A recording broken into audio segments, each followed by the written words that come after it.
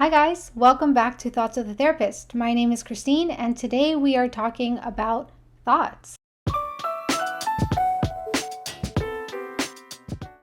We're going to go over the different types of thoughts that we can have and how they impact our mood, our behaviors, and potentially our relationships. Now, I'm not going to preach a all positive mentality to you. I don't think that's really beneficial and I don't think that's sustainable.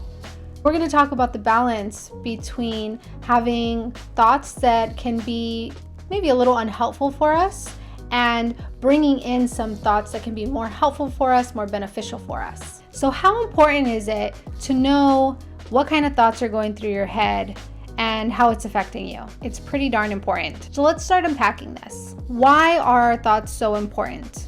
Well, let me give you an example. Let's say you wake up and you know you're going to work and that there is this big project at work, or going to school and there's this big project due at school, and you don't feel fully prepared for it. You feel like there's still things you have to fix or still some things you have to get done. And the thoughts that are running through your head are, gosh, today is gonna suck. I don't know how I'm gonna do it. You're most likely going to be feeling a lot of anxiety, stress. Our thoughts are going to impact the way we experience situations, places, or people. Not only that, but inevitably, it also affects our behavior. You're going into a situation that you feel nervous about, you feel anxious about, you're most likely going to be a little bit more timid. You're going to be way more aware about what you're doing with your body, the tone of voice that you have, what you're saying. You might say a lot less. You might just kind of seclude yourself from a situation because you are feeling pretty anxious about it. Now, some people can fake it, and props to them, but not everyone can do that. And the same thing for the opposite. If we are excited for something, if we're looking forward to something, our behavior is going to look something like being more outgoing, smiling, laughing. Maybe your tone of voice is a little bit brighter. The great thing is that we do have the power to guide our thoughts to then impact our emotions and then impact our behavior so that we are going in the direction that we most want to go into. So let's say you want to start reducing some of the unhelpful thoughts that are going around in your head. That's completely possible. Is it hard? Yeah, it can be, but it's possible. And it has a lot to do with consistency. I want to make a specific note when it comes to individuals who are struggling with depression. A very common characteristic of depression is a lack of motivation. So if you're trying to combat your depression, I know it might be tough to hear, but unfortunately, we can't wait for motivation to come to help us change our thoughts, help us change our mood, or help us change our behavior. We have to act first, and then we'll see change.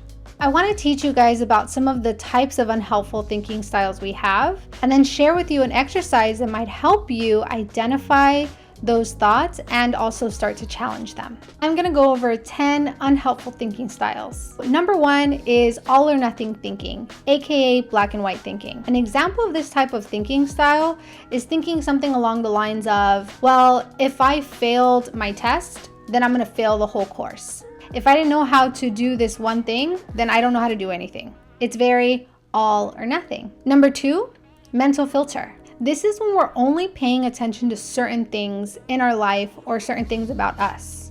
It can be only noticing when we've failed and not noticing when we've accomplished something or we've been successful in something else. Or it might be the same thing with a partner, someone outside of us. Only noticing when they're messing up or they're doing something that you don't like, but not noticing when they're actually trying. Number 3, jumping to conclusions. Now this is kind of a two-parter. We can jump to conclusions by thinking that we know what other people are thinking, or we become fortune tellers and think we can predict the future. Number 4 is emotional reasoning. This is when we assume that because we feel a certain way, it must be true. I'm feeling nervous about this test or this project, so I must not know anything about it, or I'm not prepared. Number 5 is labeling. This is when we assign labels to ourselves and when we assign labels to other people. A label that you might not actually consider a label is labeling yourself with emotions. So I'll give you an example. How many times have you guys heard or said it yourself that you go, oh, I'm just an anxious person, I'm depressed, I'm an angry person, etc. We're labeling ourselves with an emotion. We are saying an emotion is our identity, and it's not. An emotion is something we experience. Number 6 is overgeneralizing. This is when we experience a certain event and we see a pattern and put it onto everything else. Or it's being overly broad in the conclusions that we come up with. 2 examples: everything is always messing up, or nothing will ever get done right. Number 7, disqualifying the positive. This is when we discount or completely ignore something good that has happened to us or something good about us. Number 8, magnification and minimization. Magnification can also be called catastrophizing. That's when we make something that's really not that big of a deal, we make it a lot bigger than it is. That could look like you're having a bad day and you drop a glass and it breaks, and you have a really intense response to it.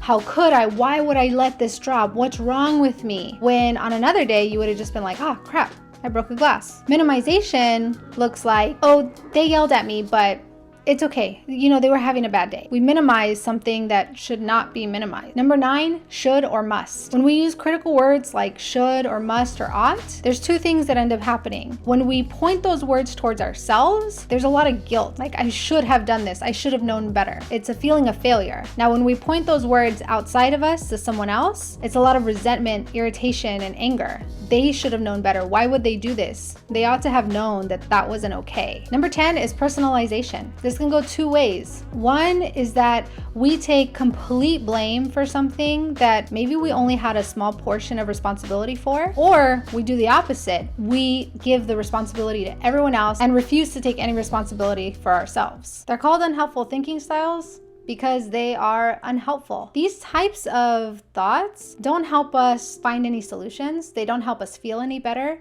They don't help improve relationships. They don't help us move forward, unfortunately. I'm not saying that if you have these thoughts, you're a horrible person or there's something wrong with you. Not at all. Most people struggle with these thoughts. Anytime I've shared this list with anyone, they engage in probably half to most of them on a regular basis. The part that sucks is that when we do engage in these types of thinking styles, we can feel so drained, and it can make us feel hopeless at times, depending on what we're going through. It can make us feel defeated. It's important for us to just normalize that. We all have unhelpful thinking styles. Some of us are in a season in our life that we're experiencing it a lot more. Some of us have struggled with these thoughts for years. You do have the power to start changing these thoughts into things that are going to be what you want them to be. It is going to take time.